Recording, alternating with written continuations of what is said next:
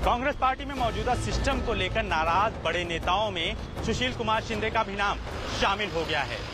सुशील कुमार शिंदे ने पार्टी के कल्चर को लेकर सवाल खड़े किए हैं। सुशील कुमार शिंदे के मुताबिक पार्टी में पिछले काफी समय से काम करने के तरीकों में तेजी से बदलाव आया है। संवाद सत्र स्थापित करके वाद विवाद की परंपरा पूरी तरह से खत्म हो चुकी है। ऐसे में पार्टी को आत्ममंथन की जरूरत है, लेकिन उसके लिए भी संवाद जरूरी है, लेकिन उसके लिए भी जरूरी बैठक नहीं होती। सुशील कुमार शिंदे के इस बयान के बाद महाराष्ट्र और दिल्ली की राजनीतिक सरगर्मी काफी तेजी से बढ़ी है। कांग्रेस के कई प्रदेशों में जारी गुटबाजी और आपसी टकराव के बीच पार्टी के वरिष्ठ नेता और देश के पूर्व गृह मंत्री सुशील कुमार शिंदे का बयान सुर्खियों में। उन्होंने कांग्रेस के मौजूदा कामकाज के तरीके पर असहमति जताई है। एक कार्यक्रम के दौरान उन्होंने कहा कि अब पार्टी की कार्यशैली पहले जैसी पारदर्शी नहीं रही। ही काँग्रेसची परंपरा और विचाराची शिबिराची होती। आज तो आमचा प्रोसेस संपलेला आहे, याचं आम्हाला दुःख होतंय, कारण जोपर्यंत ही शिबिराची प्रथा आणि विचार आमच्यामध्ये नाही, त्यामुळे काय आता आम्ही काय स्वरूप पाहणं, आम्ही कुठे आहोत ते पाहणं हेच मोठं कठीण झाले। सुशील कुमार शिंदे महाराष्ट्र के दिग्गज नेताओं में से एक रहे हैं। यूपीए सरकार में वो केंद्रीय गृह मंत्री रह चुके हैं। उनका दर्द ये है कि कांग्रेस के मौजूदा हालात और संगठन में अलग अलग स्तर पर चल रही उठापटक को शांत करने के लिए कार्यशालाएं यानी वर्कशॉप आयोजित की जाती थी, उन्हें एक बार फिर शुरू की जाए, ताकि पार्टी ये तय कर सके कि पिछली गलतियों से भविष्य में क्या सबक लेना चाहिए। सुशील कुमार शिंदे ने पार्टी कल्चर को लेकर ही सवाल नहीं खड़े किए हैं, बल्कि साफ तौर पर पार्टी में अपने आप को दरकिनार कर दिए जाने का दर्द भी बयां किया। सुशील कुमार शिंदे ने साफ तौर पे कहा कि एक दौर था जब कांग्रेस पार्टी में उनकी बातों की कीमत थी, लेकिन अब वो कीमत है या नहीं उन्हें नहीं पता। इसके अलावा साफ तौर पे सुशील कुमार शिंदे ने कहा कि पार्टी अपनी वैचारिक सोच को खत्म करती चली जा रही है।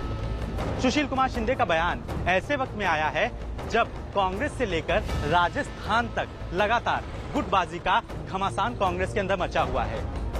इशारों में ही सुशील कुमार शिंदे ने साफ तौर पे कह दिया कि पार्टी में चल रही गुटबाजी को खत्म करने या सुलझाने के लिए सबसे अहम तौर पर सभी बड़े नेताओं को एक मंच पर आना चाहिए, जहां पे हर कोई अपनी राय रख सके और उसके बाद पार्टी आला कमान इसके ऊपर आखिरी फैसला ले।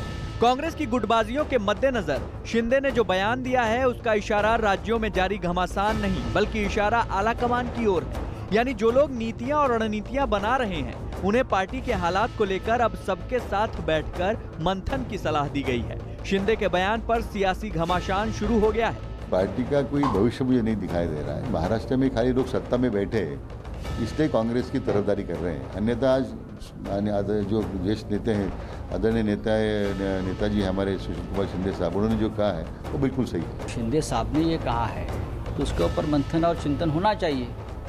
शिंदे साहब कांग्रेस पार्टी के सबसे पुराने सिपाही सलाहकार हैं। पार्टी के लिए बहुत संघर्ष भी किया है शिंदे साहब ने, और अब उनकी ये वेदना है, व्यथा है, तो मुझे लगता है पार्टी में उसके ऊपर चिंतन मंथन करे। ये पार्टी, कांग्रेस पार्टी खासतौर से, जब तक जो है वो सामंती सुरूर और सत्ता के गुरूर से बाहर नहीं निकलेगी, उसे अभी भी नहीं लगता कि उसको जनता ने जो है वो सबक सिखाया है।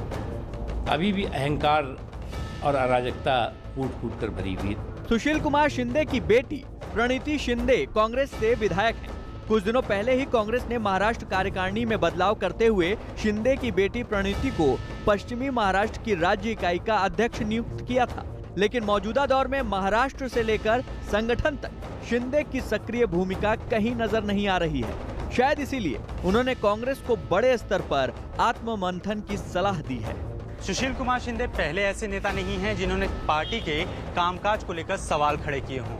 इससे पहले कांग्रेस पार्टी के वरिष्ठ नेता गुलाम नबी आजाद, वीरप्पा मोइली, आनंद शर्मा, कपिल सिब्बल जैसे कई बड़े नेताओं ने कांग्रेस पार्टी में कामकाज के तरीकों पर सवाल उठाए हैं। इतना ही नहीं, कांग्रेस पार्टी के वरिष्ठ नेताओं के संगठन ने पार्टी में बड़े फेरबदल की भी वकालत की है, लेकिन आला कमान के नजदीक का एक तबका इन नेताओं की राय को बागी तेवर के तौर पे देखता है, क्योंकि पार्टी के कार्यशैली पर अगर सवाल उठते हैं तो नेतृत्व पर भी सवाल उठेगा, और जब नेतृत्व पर सवाल उठते हैं तो ऐसे में आला कमान कहीं न कहीं असहज हो जाता है।